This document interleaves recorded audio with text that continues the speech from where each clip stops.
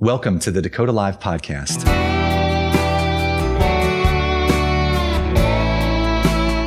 I'm your host, Robert Morier. The goal of this podcast is to help you better know the people behind investment decisions. We introduce you to chief investment officers, manager research professionals, and other important players in the industry who will help you sell in between the lines and better understand the investment sales ecosystem. If you're not familiar with Dakota and their Dakota Live content, please check out dakota.com to learn more about our services. Before we get started, I need to read a brief disclosure. This content is provided for informational purposes and should not be relied upon as recommendations or advice about investing in securities. All investments involve risk and may lose money.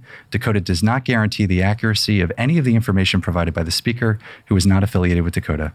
Not a solicitation, testimonial, or an endorsement by Dakota or its affiliates. Nothing herein is intended to indicate approval, support, or recommendation of the investment advisor or its supervised persons by Dakota. Today's episode is brought to you by Dakota Marketplace. Are you tired of constantly jumping between multiple databases and channels to find the right investment opportunities? Introducing Dakota Marketplace, the comprehensive institutional and intermediary database built by fundraisers for fundraisers. With Dakota Marketplace, you'll have access to all channels and asset classes in one place, saving you time and streamlining your fundraising process. Say goodbye to the frustration of searching through multiple databases and say hello to a seamless and efficient fundraising experience. Sign up now and see the difference Dakota Marketplace can make for you. Visit dakotamarketplace.com today.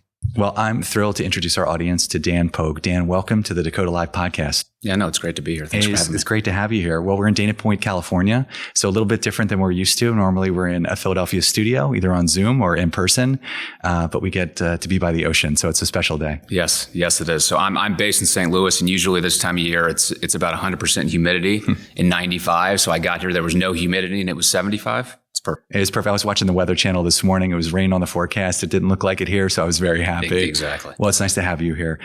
You are the vice president at Moelis Asset Management, where you're a member of the Catalyst team. We're going to talk more about that in a few minutes. But before we do, I'm going to read your background for our audience. Dan is a vice president at Moelis Asset Management, where he is a member of the Catalyst Partners team. Dan focuses on partnering with emerging private equity managers, encompassing responsibilities such as manager research, investment sourcing, and value add support services. Moelis Asset Management is a New York City-based asset management firm with approximately $8 billion in assets under management across strategies such as broadly syndicated loans, direct lending, venture capital, and private equity.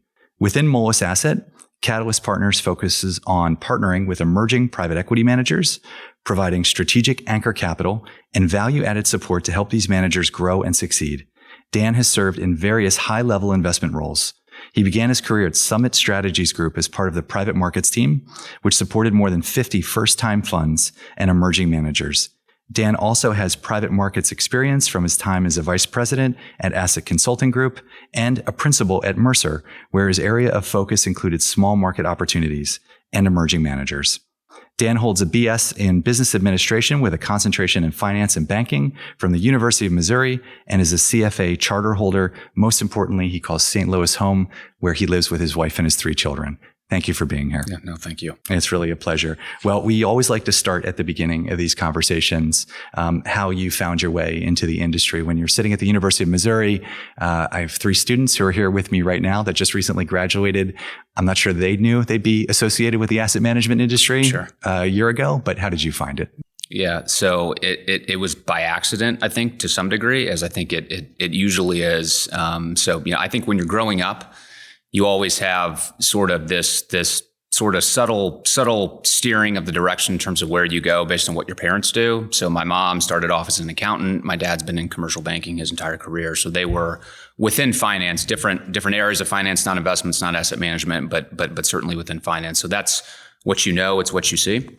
So being based in St. Louis, I knew I wanted to stay semi-close to home. So I went to the University of Missouri. I knew I wanted to do something in finance. Hence, you go to the business school and you kind of figure it out over 3 to 4 years. What I would say is, when I was a junior, that's sort of, I think increasingly today, but even back then, I think that's when you start to feel the pressure to sort of really figure out what you want to do. You need some sort of relevant internship. So again, it was happenstance. It was an accident. But the University of Missouri, the endowment and the pension plan, it's actually a four school system. that at this point, it's probably doubled since I was there, but the pension and the endowment together are quite large in terms of the collective assets. And they have pretty strong exposure to alternatives and within that private markets. They had selectively the endowment office, which is based in Columbia at the primary school, which is where I was. They had a couple of interns, but they were really trying to formalize that internship program. And I think today they actually use it to selectively make full-time hires out of that. So it's great feedstock. It's great for the school. It's great for the endowment, et cetera. So I just sort of accidentally found that internship, and I was sort of the guinea pig for kind of doing that 12 to 18 month rotation. So the team over there was fantastic. They're still in place today. They taught me a lot in terms of the foundational knowledge of like, what is a private equity fund? What the heck is a buyout? What do they do? Type thing. So that was awesome. And then that sort of dovetailed then into, so my wife is from St. Louis as well. Our family's still there. We knew we wanted to get back there post-graduation. So the internship ran sort of through graduation. They actually were able to connect me, the team at Mizzou was able to connect me to Summit Strategies Group. So they had known them. They hadn't used them as a consultant, but they had known them off and on over time, thought highly of them. And again, sort of by happenstance, Summit had a very long-standing kind of robust client base. They've been in the business for kind of 30 some odd years at that point, and kind of within their broader approach to general advisory work on the investment consulting side, had a very rich history and a very robust team on the private equity team, and they were looking to hire somebody kind of that was quickly coming out of school. That's interesting. St. Louis is an interesting market. It's very intimate as it relates to, there are a number of consultants that work within the region. Summit, prior to its acquisition by Mercer, was one of those standard bearers in St. Louis. What was that experience like for you in terms of getting to know the culture of an institutional consulting firm? Yeah, it was a great experience. Again, I think, and maybe it's changed in schools today. I think they're better about teaching people what private equity is, what consulting is. Like, you don't just have to go iBanking to be successful. So, right, there's other avenues. That was not an obvious thing to me. So I didn't know what investment consulting was. So it was happenstance that I ended up at Summit. But, if I look back on it now, it was the best happenstance that could have happened to me. And I think I spent the most time at Summit. So I'll speak more so to that experience, because that was sort of like the formative years in consulting. And then ultimately that got bought by Mercer. And then I spent the last 3 years prior to coming to Moelis Asset at Asset Consulting Group. All three were very strong, very experienced consulting firms, great clients, great teams, great knowledge and activity on the private equity side. And I think naturally you evolve and you learn something new at each stop along the way, because they all view the market similarly in some respects, but differently in other respects. And, I was focused on private equity, really private credit, buyout, venture, growth equity type manager research and consulting at each one of those. But again, you do something different, you learn something different at each stop. And I think one of the biggest learnings I had, obviously they did a great job of teaching me about the different strategies, how to think about kind of the nuanced approach to manager underwriting, kind of portfolio fit for clients, things like that.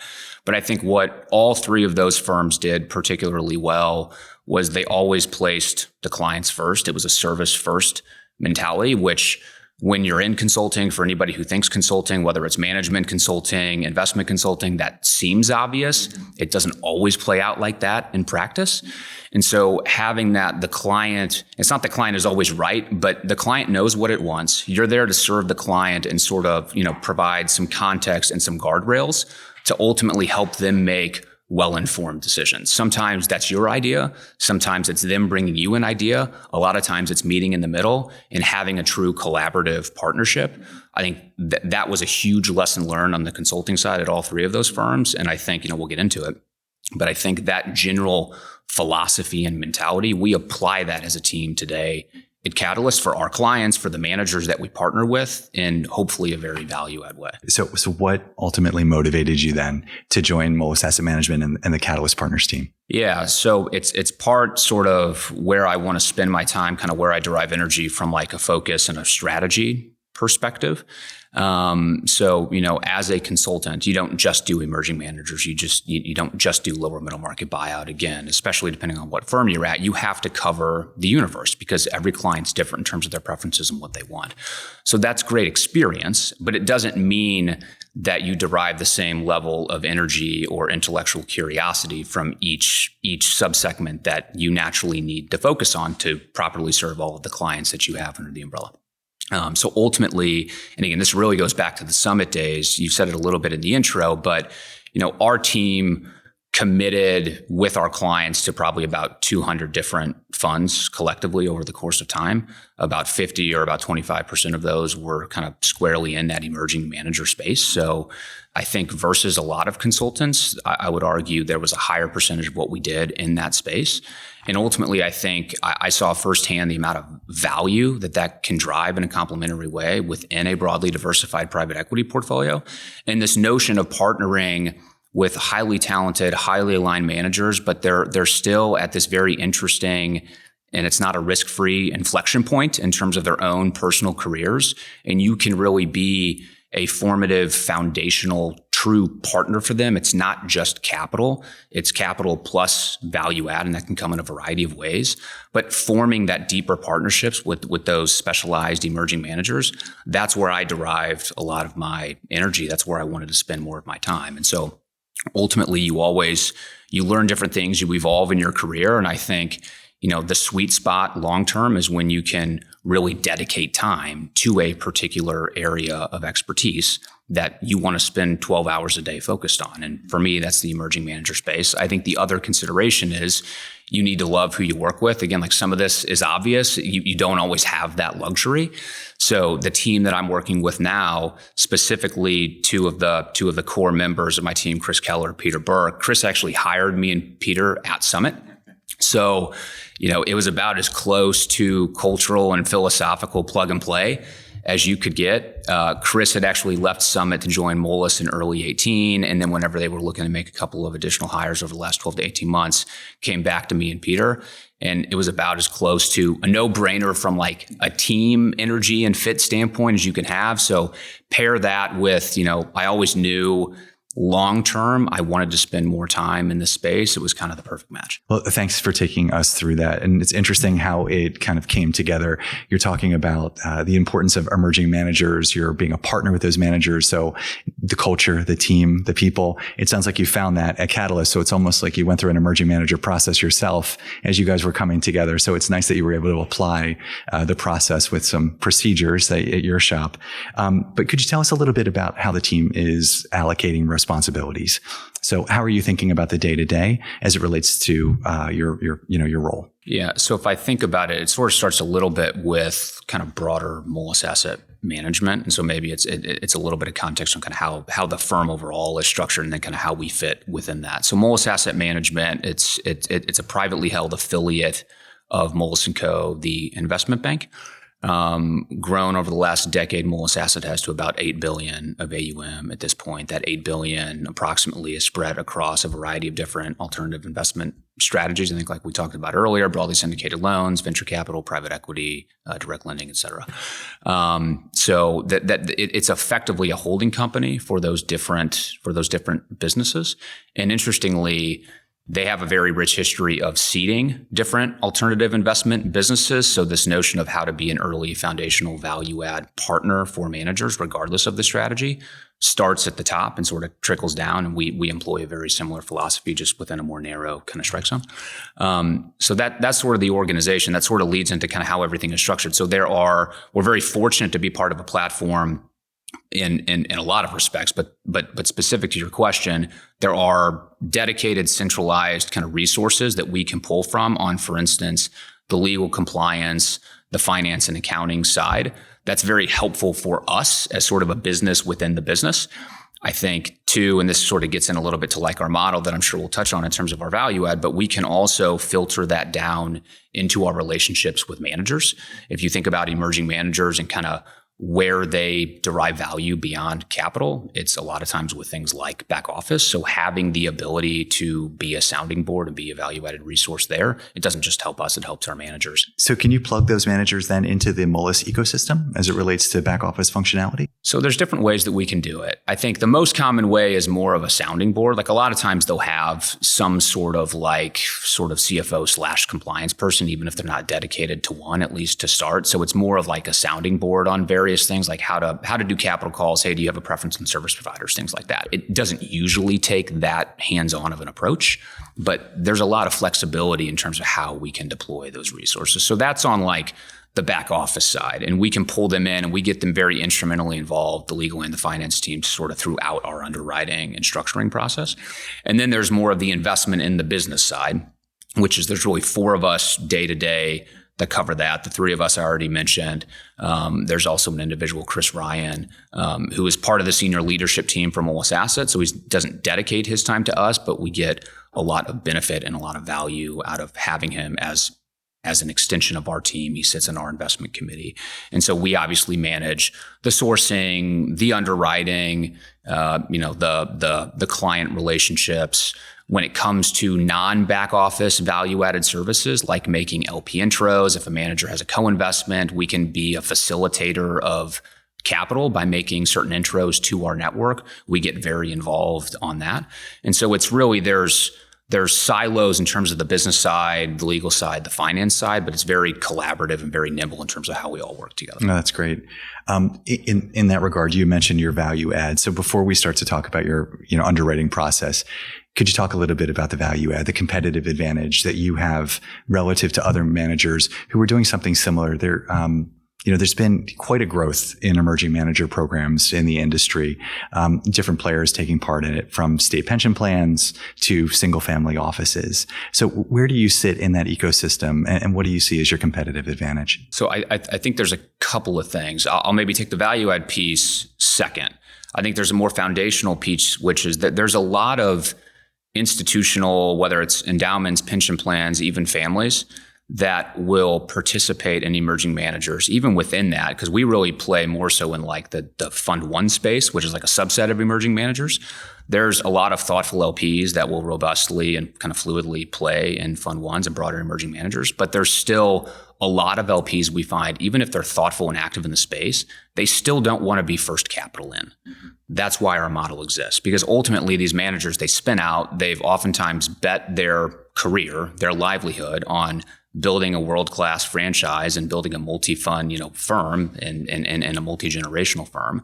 But ultimately you need capital to be successful. And if nobody is truly willing to move first, you have that classic chicken and the egg issue. And so that's an immediate, just foundational pain point that we solve for. So kind of our model is we want to be early, we want to bring scale, and we want to add value.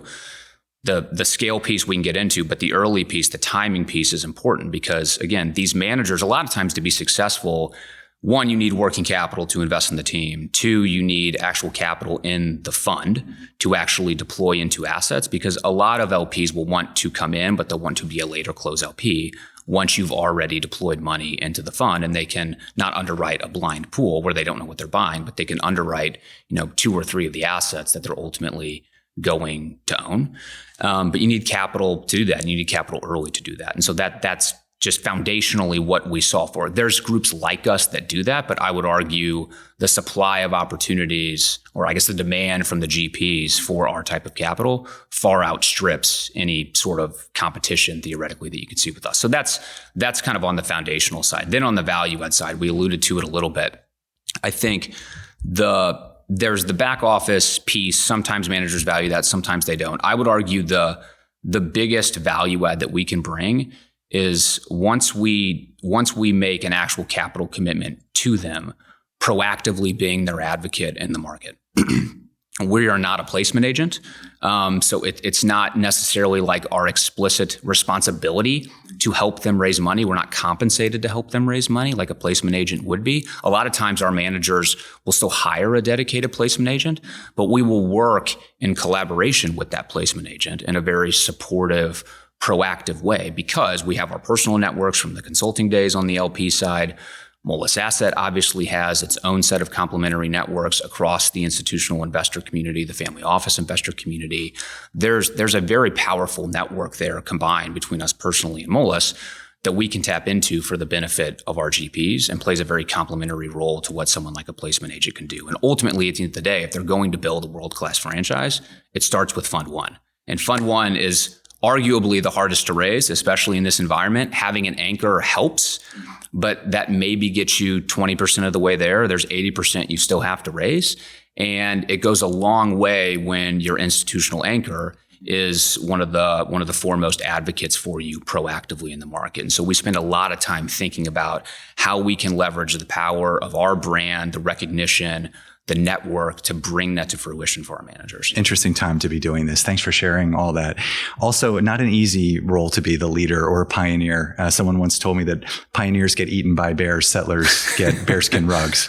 So it's tough to be the first one out there, but it sounds like you've figured out the way to do it, particularly based on your experience coming out of those more traditional consulting, roles, but, taking that emerging manager angle. So now you have this universe of Fund One managers who are coming to market for the first time. How do they find you? What does the sourcing process look like as it relates to, that initial courtship? I would say it's naturally a combination of them finding us and us finding them. I think again, just foundationally, there's big benefits to us as a team at Catalyst of being part of the Moelis brand and network. If you think about sort of the complexities of leaving a brand name firm, you have to be very careful. You have a lot of carry on the line. You have personal reputation on the line. You have to be very careful with how you manage that process and how you communicate that process. You can't talk to your colleagues. Obviously, you can't talk to your boss. You probably can't talk to your firm's placement agent because they were hired by your boss. Like, there's not that many people you can call. So in addition to having the Moelis relationship and some of the advantages that it gives us on the sourcing side, obviously then it's about sort of the personal networks and being proactive. I think it's table stakes to go to the emerging manager conferences and go to the independent sponsor conferences and do those sorts of outreach. I think this is a more subtle thing, and it doesn't pay immediate dividends, and the volume is not even remotely the same as what you get from going to a conference, things like that. However, I think a lesson that we've learned over time, but we've seen it actually come to fruition in a positive way for us pretty meaningfully in the last kind of 6 months or so, and a couple of potential opportunities for us, is we naturally say no to the vast majority of the opportunities we look at. It's not the right strategy fit. It's not the right economic fit, whatever it is. There's 1,000 reasons that sort of mutually you can agree that it's not the right fit. I think what we've learned, again, this sounds obvious, but you have to remind yourself when you're in the moment, because you're still looking at a lot of different things, to always be respectful and be honest and transparent with how you deliver that no, right? Like they value the no, they value the context around the no a heck of a lot more. And so I think what we try to do, quote unquote, is provide a helpful no, right? So not only is it helpful to provide context on why we're a no, hey, have you thought about doing this? If this changed, maybe we can re-engage. Like, you can educate them a little bit and try to, provide constructive feedback that's helpful in terms of the relationship and their continued evolution and growth. And so, I think that's something that we spend a lot of time on. And I think too, to the extent we can't always do this, but to the extent that we can provide a message of, hey, we're a no, but you should talk to this group over here because we know this family office or this endowment, for instance. And I think that they'd actually be really interested for what you're doing, and they may actually be a really good partner. Do you mind if I make that intro for you? Like, that helpful or supportive no goes a long way. And we've actually seen in 1 or 2 instances recently where a manager we said no to has actually referred us another GP who's looking for the right solution on the seat or the anchor side. So there's a combination of things. That's great. I love the concept of a helpful no. We in the classroom, I have a few of our students here. We usually teach students start with a no and then have the GP or the manager earn your yes. But I love the context of a helpful no, really giving them the context as to what they could be doing or what you're looking for in a partner, which may or may not match with what they offer. So based on that, what are some of those key characteristics then that you are looking for, whether it's sector specific, transaction type? When you think about your universe of opportunities, so that funnel chart, that obligatory funnel chart, what are some of the key criteria that you're looking for in the beginning to help you narrow the field? Yeah. So general sandbox is they're raising a fund one. We'll look at a fund two. I think there's certainly instances where maybe it was more of like a subscale friends and family fund one, not like a true at-scale institutional Fund 1, even though it was a pre-committed commingled pool of capital. And now Fund 2 really feels more like a Fund 1. Like we'll look at those situations if they have like Fund 1 characteristics is how we refer to it. But in general, it starts with we want to play in the Fund 1 space. I think from a return standpoint, that's the most interesting to us. And from a partnership and our ability to be a supportive value add partner for those managers, that's just where we can have the highest and best use and have the most impact. So it starts with that. Then if you kind of expand the scope out a little bit, general sandboxes will play fluidly across North America and Western Europe, but it's primarily a North American focus. It's solely lower middle market buyout and growth equity, not late stage venture growth equity. It's capital efficient, oftentimes still family led, founder led businesses where the manager is going to be first institutional capital in. So it feels a little bit more like higher growth buyout or growth buyout as opposed to late stage venture. So we're squarely focused on those strategy types. Nothing wrong with this, but what that means is we're not doing private credit at Catalyst. We're not doing early stage venture capital. We're not doing real estate. There is, I think, a growing and very healthy opportunity in those areas for a strategy like ours, but just today, not our focus. And I think having a tighter filter, especially as we continue to grow and evolve, is a good thing. And then from a fund size perspective, just to kind of check that box, again, it's a guidepost, not a rule, but in general, we will commit to Fund 1s that are raising anywhere from $2 to $750 million, with the average kind of in the $300 million range or so. And the model, again, is to be typically a first close LP, and we will typically write a $75 to $100 million check to those Fund 1s in terms of our LP commitment. So that's the general sandbox. Then to your question a little bit around, beyond that, what do we look for? I think this goes all the way back to the Summit days and the philosophy that we employed there. And I think partially by accident, a little bit, if that's the right word, why we ended up successfully backing so many emerging managers was because our team, our firm, to give everyone credit, had a philosophy around the types of situations that we wanted to play in. So it's not like we had a mandate to go back emerging managers, but to your question around specialization, we knew we liked lower middle market. It's a much less efficient market, greater opportunity for value add and alpha creation. And we knew that we liked, in particular, operational specialization. I think that was more novel then than it is today. So today I would say that's just table stakes. It's the overlay to everything. And then it's the other forms of specialization. I think historically people like to talk about sector specialization. That's an obvious one. We focus on that. We backed a lot of sector specialists. I think increasingly it's becoming a little more nuanced where it doesn't have to be sector specialization. It could be transaction type specialization. So maybe they're really, really good. They're category killers in only doing small cap corporate carve outs in an inefficient space or an inefficient geography. Or maybe it's not even so much focused on the exact transaction type, but in general, the manager has a very astute ability and a very strong history of playing in just generally complex situations. It can be carve-outs. It can be sort of misunderstood businesses that are maybe owned by a defunct private equity firm or just some unnatural, uneconomic seller. They've kind of gone sideways for a couple of years. People love to talk about value traps, but because of the manager's experience, they can see the diamond in the rough and they know they probably have experience with a similar company. And they're like, no, you're just misunderstood by the market. There's a lot that we can do here. That's not a transaction type. It's more like a philosophy around the context for the transaction.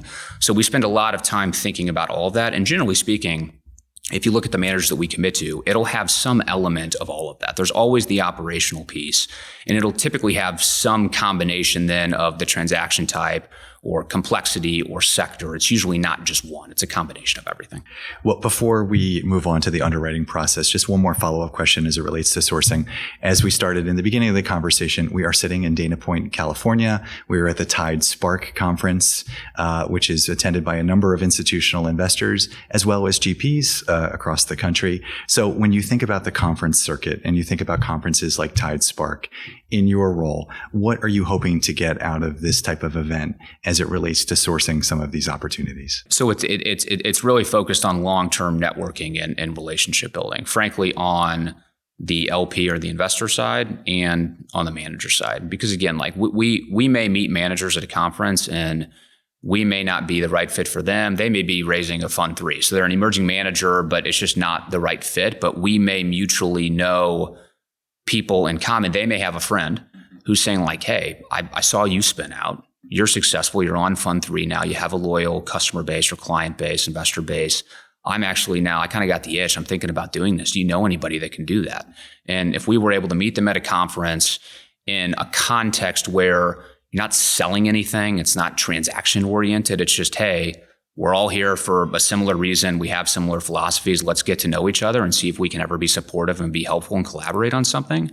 We're more likely, it's not that we're automatically a call, but we're more likely to come to mind. And there's a similar philosophy on the client side. If they're thinking about doing something in the emerging manager space, on the investor side, if they're thinking about doing something in the emerging manager space, and we had a non-transactional, just friendly catch-up conversation with them, they're more likely to want to, at the very least, just use you as a sounding board and pick your brain on things. And that's never a bad thing for anybody. That's great. On that note, how do you evaluate the potential of independent sponsors compared to spin-outs when considering them proceeding? Yeah, so I would say sometimes people view them as very different. I would say we view them as largely the same in terms of experience and quality, at least in terms of the groups that we would take a serious look at, even though they've taken a slightly different path to get to the point where we're considering some sort of partnership with them. So I think historically, the concept of a spin out, which, just to use an easy example, let's say it's 2 or 3 people that worked together for a period of time. They have attribution for the track record, decided to spin out a brand firm A, and they've sort of earned the right because of the track record, the attribution, the team continuity, their prior firm is hopefully supportive. They've sort of earned the right and have a clear path to moving straight to raising a fund. That's a spin out. A lot of what our platform did on the seeding side historically over the last 8 or so years just happened to be focused more on the spin out space. And we probably were not unique in terms of that being the dominant driving force in the pipeline. I think just speaking to our own pipeline, I think it's indicative loosely of the market. It's become a lot more balanced between what I just described on the spin out side and really high quality independent sponsors. I think when people think historically about the independent sponsor space, they think of like the 1-2 person shops. They're buying very small businesses. They really don't have aspirations to raise a fund. Those aren't my words. That I think historically was the perception, which gave this misperception today to some degree that still lingers about asymmetric risk or potential lack of quality or opportunity within that space. I think we and I think our peers probably agree, we think that's actually a very interesting space, and we think that it's evolved in a very positive way over the last 10 years, even really over the last kind of 5 or 6 years, where there's still a misperception around risk, but I would argue that the average quality of independent sponsors, at least that we interact with, has gone up pretty dramatically. And there's not really a discernible difference in experience or quality or pedigree between some of the independent sponsors we talk to and the spin-out groups we talk to. It's really just a function of, is there some sort of misunderstanding or misperception in the market maybe that would suggest that they shouldn't go the direct spin-out route. They should temporarily go the independent sponsor route for a couple of years, a couple of deals, and then move to a fund.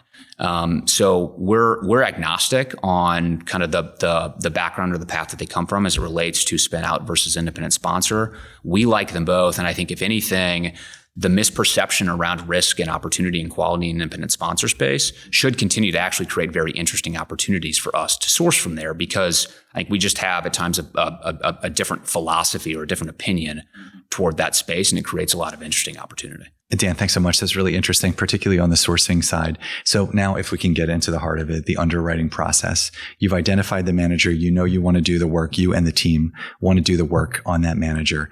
What does that process look like? I mean, there's the obvious around track record and understanding attribution and sort of the repeatability of the performance and things like that. That's obvious. Let's set that aside. That's probably the less interesting piece. I think the more interesting piece is on the team side. And certainly it starts with this, and then it gets more nuanced, but it starts with this notion of team continuity and kind of how the different people have come together over time and what's allowed them as a team to be successful over time. That sort of dovetails then into their motivations for leaving, not just their motivations for leaving their firm, but their motivations for wanting to raise a fund and actually build a franchise. It ties back a little bit to this notion of the independent sponsor community.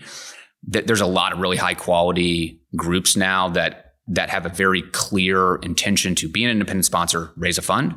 I would say there's still plenty, though, of groups that are very high quality that are like, I never want to bother with raising a fund ever. And so if someone's been an independent sponsor for a period of time and we're getting to know them, it's very important to us to understand like why, like economically, it can be actually very beneficial to be an independent sponsor. Why do you want to build a firm? You have to manage a back office. You have to manage a larger roster of LPs. You have to manage a larger team. You're going to have to deal with succession planning. Like those are not easy things to deal with.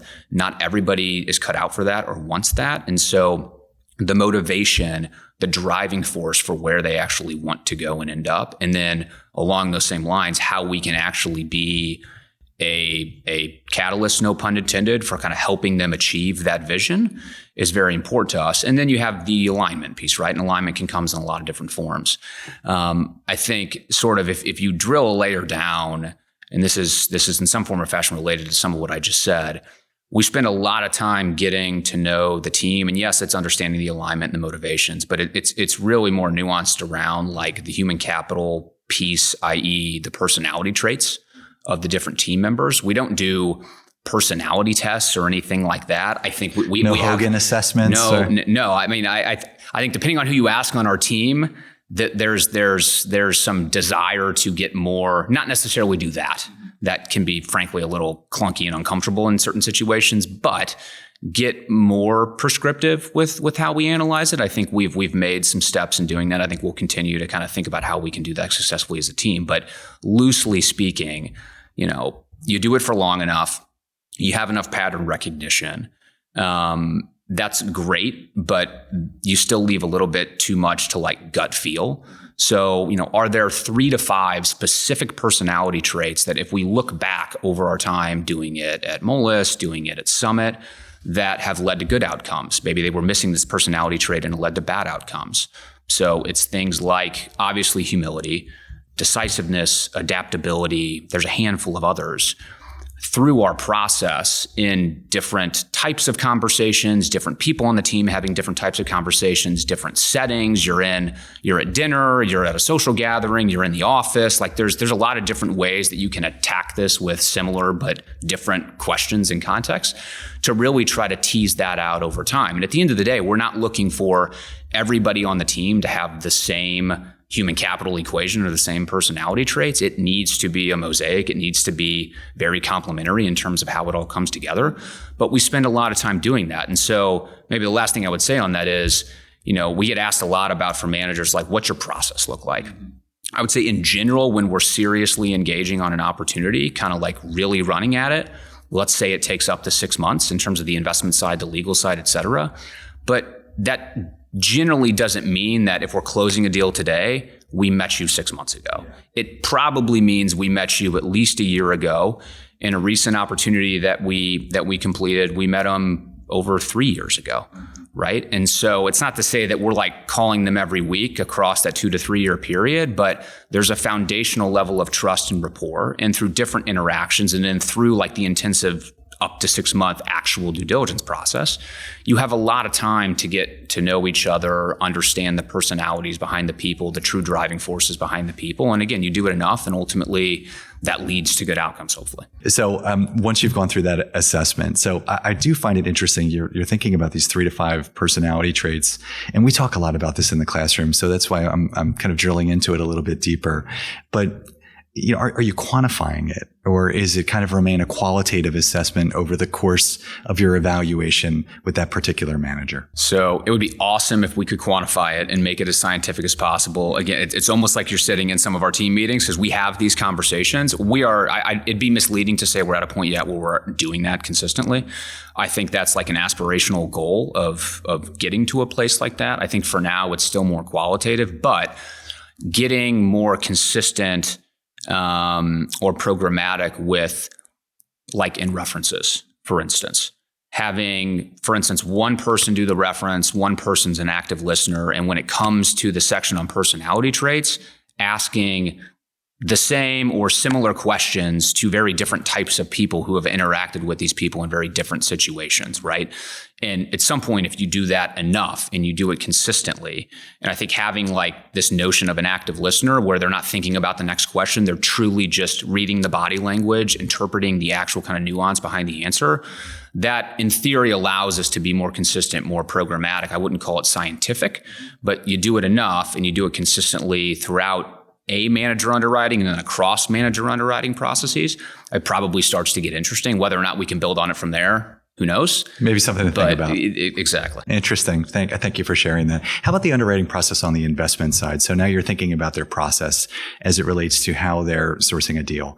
So could you take us through maybe a little bit more granularly? What does that look like from your seat? So what do you want to be seeing in that manager, in that GP, as it relates to the way that they're sourcing a specific investment? Yeah. So on the sourcing side, I think and really it's sourcing and execution. It ties back to the foundational element I was describing of sort of understanding where they came from, why they decided to leave, and how they think they can build a better mousetrap going forward. I think at the end of the day, what you ultimately want to see is consistency, and what they're doing today needs to rhyme with what they've done in the past with some slight tweaks or some slight evolution. So like in today's world, I think what you tend to see with people that maybe left larger firms is they may have been a sector specialist within that firm, but at its heart, it was actually a generalist firm that focused on a variety of other sectors. And so their ability to sort of consistently and programmatically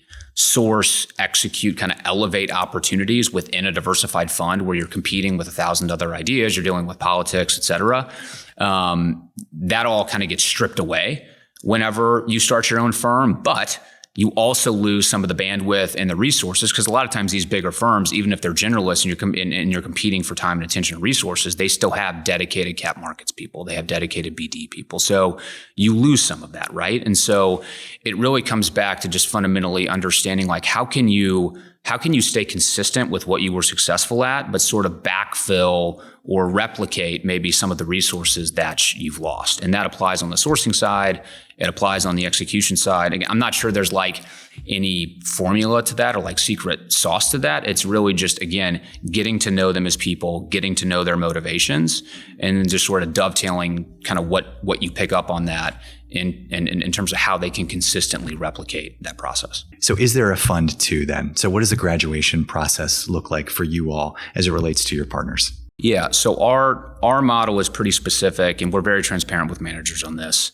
We are exclusively Fund 1 partners. If you think about Catalyst directly, we have funds that we manage to ultimately make these commitments. And I think the easiest way to think about it is our value add longer term for some of our investor partners is to effectively be their eyes and ears for the Fund 1s, knowing that they probably want to own those relationships directly long term. And a lot of times that starts in Fund 2. And there's a variety of reasons for why they wouldn't want or be able to do that in Fund 1, but they can, and they're willing to do it in Fund 2. And so we're kind of like a farm team of sorts for those Fund 2 relationships. And, I think this goes back to like the value out of the model. Sure, a lot of it's focused on the managers. I think it's equally focused on our investor partners and making sure that we're making the right connections along the way between investors and between the managers. Because ultimately, if we do our job correctly, the manager has performed well, they've executed well on the strategy, whether it's sourcing, execution, whatever, it's all delivered strong performance in line with expectations. But we've also helped our investors get to know the manager and vice versa over time, so that whenever Fund 2 comes around, it's not like we're saying, hey, manager, you should call these LPs. They already have that rapport and that level of trust directly, not just with us as the middleman or as the liaison. And there's like some mechanical things that we can do in terms of, in times we'll pre-negotiate capacity rights, for instance, on behalf of investors. We actually, like when it comes to co-investment, because that's always a big topic for people, we intentionally don't retain co-investment at the fund level and charge for it. That's a straight pass through to our investors and others in our network. We think that's a very valuable tool for them and the managers to get to know each other in a live transaction scenario. So there's things that we do proactively like that, mechanically like that along the way, to make sure that come Fund 2, there's a strong level of trust. Because the worst thing we can do is give them an important ticket in Fund 1 and then leave them with a hole in Fund 2. And I think if you look across the deals that we've done historically, the partnerships historically, some of them have come back with Fund 2. And I think luckily it's in every case worked out very well, where it's a seamless transition from us being the anchor in Fund 1 and the manager still being very successful raising money in Fund 2. Interesting. Thanks for sharing all that. We talked about this interview and the importance of doing it in person rather than over Zoom. So when you think about your managers, getting to know them, how important is it for them to visit you in St. Louis? How important is it for you and the team to get out on the road and meet these managers in their offices? I think it's definitely important. This is a little bit like the pandemic era kind of Zoom question, right? I mean, I think, we certainly take a lot of calls virtually over Zoom. It's efficient, especially for intros, things like that. But in terms of like the real people hours that we spend getting to know them, we're typically going to them, candidly. It'd be great if they came to St. Louis, we would welcome that. But I think it and some of it's logistically, like if they're doing their job, they have management meetings they have to go to, they're out on the road sourcing, like it's typically easier to get all of them in their home city. And I think to some degree too, like you want to see them in their element, in their office. There's value add to doing that. But there's also like the social element, right? Like you're not just going to their office. You're like, we take our managers to conferences and we'll co-host happy hours and we'll put them in the room. And that has a lot of value for them. But like, candidly, it also kind of helps you evaluate like how they manage a situation like that, right? Because at the end of the day, it's all about like the softer side of networking and relationship building. And we care about that directly ourselves, but it's interesting to observe how they do it kind of independent of us as well. So there's a variety of settings that we try to evaluate those characteristics in and kind of the potential fit and partnership, et cetera. But the punchline is we want to do it in person. And if we're going to spend 200 plus hours before we make an investment getting to know someone, a very small fraction of that comes virtually. I think it's impossible to truly make good decisions long-term doing that. Yeah, I appreciate you sharing that. As you remember, in the heart of COVID, it was very much we're running efficiently. Actually, in fact, our time is being better managed. So there was, a lot of positivity around, what can be done virtually versus in person. But it's in some ways kind of nice to see the pendulum swinging back the other way. And, the kind of the frankness of saying, yes, you've got to get out on the road. You've got to go see these managers. And whether they come to you or you go to them, it's that in person that makes it so much more dynamic. Like this interview. So thank you very much. So speaking of dynamic markets, so what are some of the opportunities that you all are seeing now? Are there any specific areas that you're focused on? Any emerging managers that have come through recently, not by name, but maybe just by topic that you're starting to spend more time with? Yeah. So it's interesting. We tend to be, and I think it hopefully has come through in some of the conversation today. We tend to be more bottoms up and find the right team who's executing very thoughtfully in a particular market where they've been successful in the past. And then, if that happens to be in healthcare, great. If it happens to be in business services or industrials and manufacturing, great. Like we're sector aware in terms of like we still have to manage a fund and a portfolio. And so we want there to be some degree of sector and strategy type diversification. But in general, we tend to be agnostic on what that looks like within reason. It's a lot more about the team executing the strategy and then making sure that they're doing that in a compelling market opportunity. Now, with that said, that's sort of a way of saying that I wouldn't say we have any like obvious thematic bets or calls today. I think like healthcare is a space where we'd like to find an opportunity in the near term. I think we've struggled a little bit there with just the roll-up nature of that space. And I think there's still value to be had with a strategy like that, but we'd like to find something that feels a bit more differentiated and a bit less trafficked versus the groups that have already kind of carved off an edge for themselves doing transactions like that. So that's just one example. I think, we've spent time in areas like sports, for instance, like a lot of people have. I think also like some people have come to the conclusion we want to play in inefficient markets. I think sports is not that big of a universe. And so this notion of buying minority stakes in teams, franchises, or leagues is not interesting to us at this point. It may be a great return opportunity. I don't know, but I'm not sure there's anything new that we can bring or a manager can bring there. So we've played around with some like tangential ways to access that. Haven't quite gotten there. So we're not going to see you floating around the Danish soccer league anytime soon? No.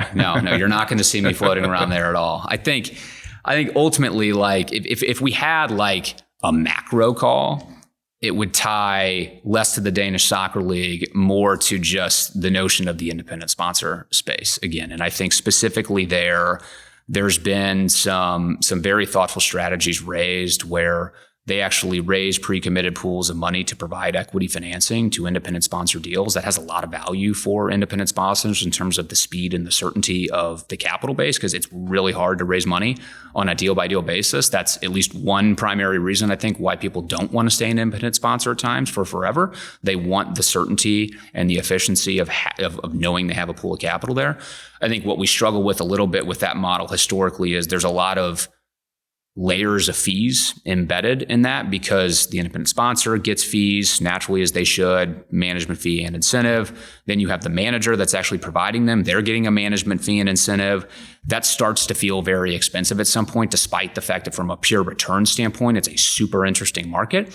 So I think selectively, we will continue to look for opportunities to potentially find a slightly different, lower cost, but still very compelling, high conviction model around providing those equity financings to independent sponsors, but time will tell. I think that's great. So how do you see this landscape evolving? So when you think about private equity emerging managers and the evolution that's been happening over the last 10 years, not to pull out the crystal ball, I'm not sure if we have one at the conference anyway, but when you think about the next 5 to 10 years, how do you see the landscape evolving? Maybe as it relates to your strategy. Yeah, I mean, I think naturally there will probably continue to be more and more emerging managers. It's still very hard for emerging managers to raise, but I think especially in this climate, there's a lot of reasons why someone, I think, would want to leave their firm and start their own thing and sort of control their own destiny. And we've seen that play out over the last handful of years. I think that will continue. I think one thing that we spend a lot of time thinking about is sort of the spectrum of GP focused solutions. Like on the one end, you have private equity seeding. So you provide foundational LP capital for an emerging manager, a lot of times a fund one. The seed economics associated with that can vary, but in general, that's a specific market. Let's just say on the other end of the spectrum, you have GP staking, which tends to, versus seeding, where you may see some permanent equity deals, but it tends to be more of a minority rev share model where it's not permanent. So not cheap capital, but lower cost capital, and I think better aligned with where the manager's at in terms of their evolution. Then you have GP staking, which is very established at this point. Good market, very value-add market for, frankly, some of our managers down the line could potentially tap into that market, but very different model in terms of larger established managers, different incentives around the asset base, revenue from fees versus carry, just the expected performance mix, things like that, right? So good market, not at all where we play, but if that's kind of the two ends of the spectrum, I think potentially what you could start to see, and this is where, as we think about how can we continue to be front-footed with our strategy without straying from our core focus and competency and DNA in terms of delivering value to investors, is I think you will start to see GPs look to sort of have one-stop shop solutions potentially that sort of close the gap on that spectrum. So they may need seeding today. They may 10, 15 years from now consider the staking space, but are there GP-focused solutions that a seeder, for instance, or maybe a staker coming down market could provide them in that interim 8 years or so? So not that we're going to get into this, but just using examples of things that we see. So you have NAV financings that can help with GP commitments, help with liquidity. There's a number of ways that you can use that. Continuation vehicles or GP-led secondaries. Like these strategies all exist. But I wouldn't be surprised, I'm not necessarily hearing it from GPs today, but I wouldn't be surprised if as the space continues to evolve, you see managers say, okay, the seeding thing is really interesting to me today, but can you offer me these other things as well? Like what happens in 8 years when I need to make my GP commitment to fund 3, but I'm already all in on funds 1 and 2? What do I do, right? There's a variety of solutions that conceptually someone in our seat could be well positioned to provide. Again, not something we're considering today, but wouldn't surprise me if those types of conversations start to come up more with managers who are looking for value across the spectrum. Wonderful. Thank you for sharing that. So you're spending up to 200 hours per manager. You're traveling to see them. You're coming to conferences. How do you find time for yourself? That is a very good question. So I think we mentioned at the beginning, I have a wife, I have 3 kids, I have a daughter who's 1, I have a son who's 3 and another son who's 5. That is my non-work. That is my non-work life. I wish I could say I played pickleball or golf or something like that. We're trying to get like my son into tennis. So, at some point, hobbies like that will exist, and I'll have a good excuse to go out and do it myself. But I think at this point, it's prototypical family man, right? I mean, you're on the road a lot. Like you're here at a conference, a great conference for 3 days. You want to get home, you want to see your wife, you want to see your kids, and you want to spend quality time there. That's wonderful. Tell me a professional decision that you've made that you're most proud of. Professional decision I've made that I'm most proud of. It's a great question.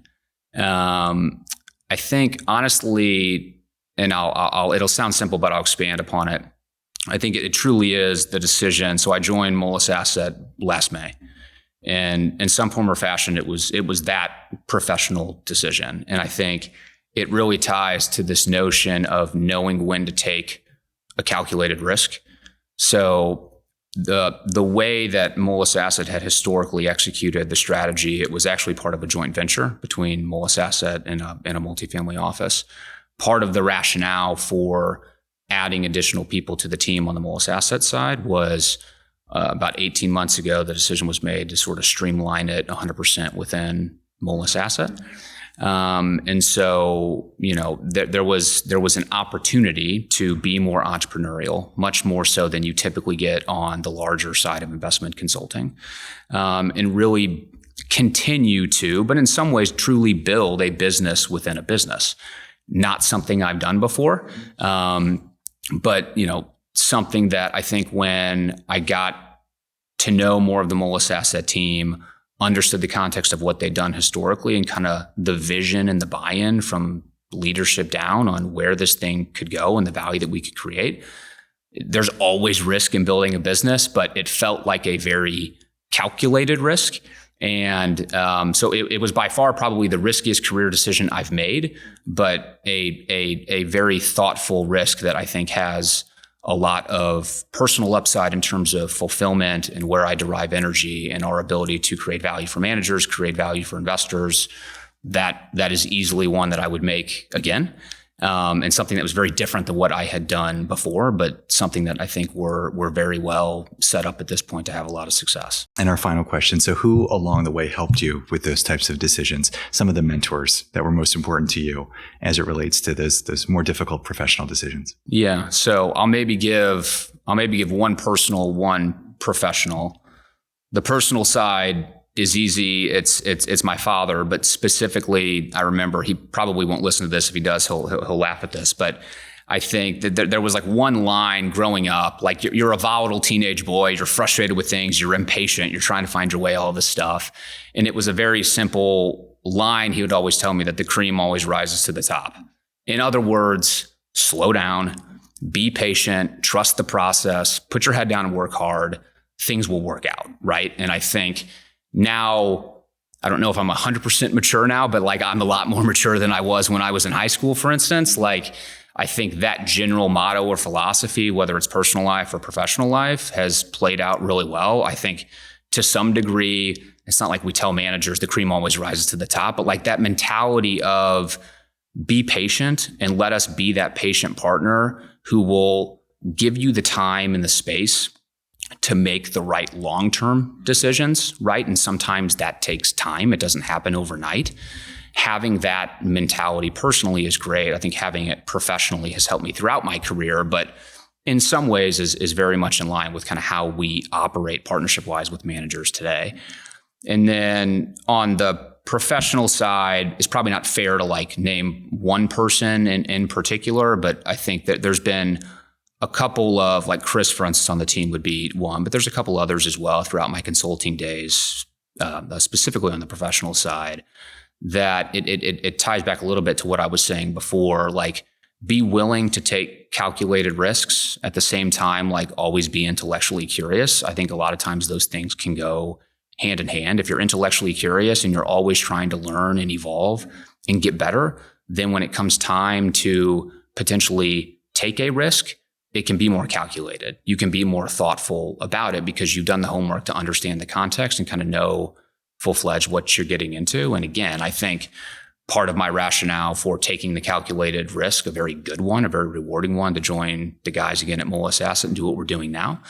But again, I think like by definition, our strategy is constantly taking calculated risks on people who themselves have taken a calculated risk to bet their careers on what they feel they can build independent of wherever they came from. And, I think a lot of times like forming the right partnerships, the right structures, that's additive for everybody. When we think about our interactions with managers, frankly, too, like our structured interactions with investors that we talk to, like that takes intellectual curiosity. It takes thinking outside the box. And I think hearing those is one thing, seeing certain people professionally embody those things day in, day out. It's a great learning experience and something that has absolutely served me. That's wonderful. Yeah, there is something about eating your own cooking that 100%. Goes a long way. So Dan, thank you for being here today. Thank you for sharing your insights. Thank you for taking time away from this conference and spending time with our audience to share more about you, more about Moelis, and more about Catalyst. So thank you. Yeah, I enjoyed it. Thank you. If you want to learn more about Dan and Moelis Asset Management and the Catalyst team,